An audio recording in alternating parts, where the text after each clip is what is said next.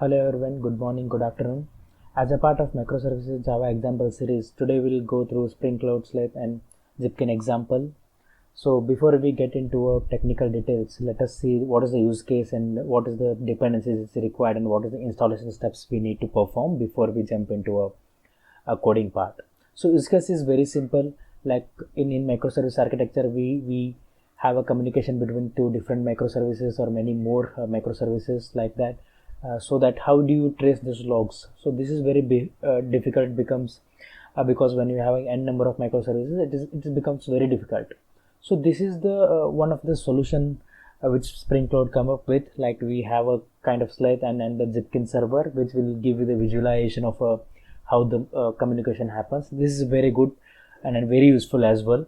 So as part of the use case, you can see our order and payment service will interact with the catalog service to fetch some product related data. So this is all examples with related to our previous series examples with architecture and the whole other microservices we created. So this is to extension to that. You can just refer our older videos at how to create the microservices, what are our in ecosystem, what are the microservices we have and everything.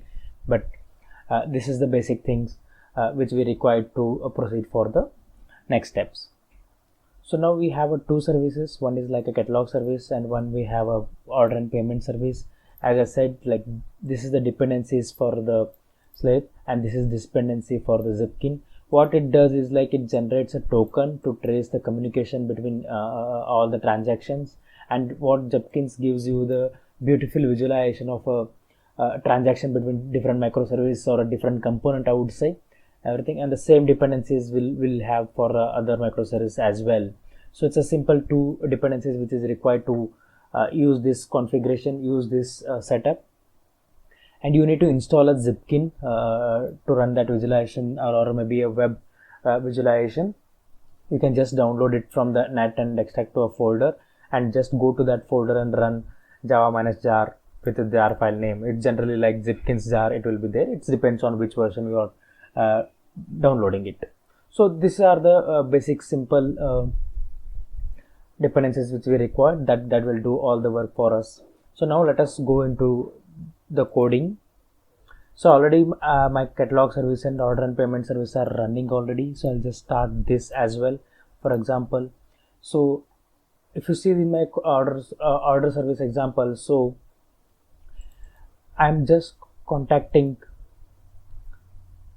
catalog service, so that I'm trying to find a product by code here, trying to contact a catalog service which is running at this point. So calling catalog service as I just given a logger so that everybody will understand. So before we come into this transaction, let's see how the in Zipkin server it will looks like that. So before that, let's see what all the dependencies which we have. So you can see I have two dependencies already here as a part of both the microservices, and I'm already running a catalog service.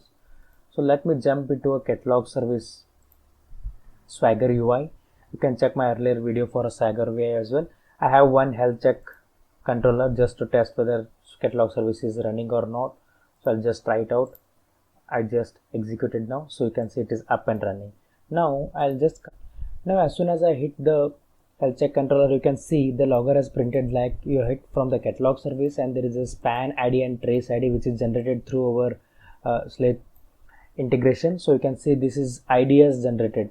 So these IDs will be helpful to trace our transaction now. So now what we'll do, we will go to order and payment service Swagger UI and we'll try to fetch it some product information that will internally talk to a catalog service. So let me run that. So you can see this order and controller that I have this already. So I can just see, I'll just have a information. I'll try to execute it. I just executed it. I got some of the information here. So now let's see how this transaction has phased out.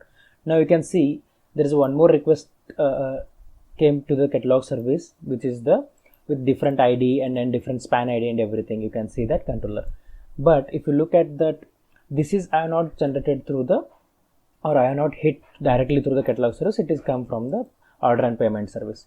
Now see, in the order and payment service also I have a transaction which is I just executed through our Swagger. Now if you look at this trace ID and everything, I'll try to search the same trace ID in the catalog service log. You can see you can find that log. So this is the only one transaction which is span across the two microservices with the same ID, so that you can easily identify, yes, this is the one transaction with respect to user or a UI, but it is spanned across the multiple microservices, so that it has the same ID to debug easily. So now let's open a Zipkin Web Interface and see how it looks in the Zipkin Web Interface.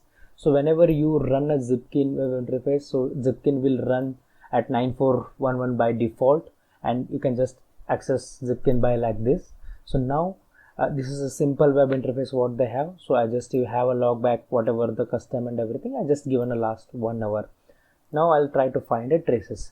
So if you see, whatever the transaction which I did from the last one, everything is visible here. And one of the transactions, I'll take it out, or maybe I'll put it as a custom, and I'll see probably now 1317. I'll give it as a 1305, maybe last 10 minutes one. So I'll just search for this. So you can see whatever we have added, that everything is visible here.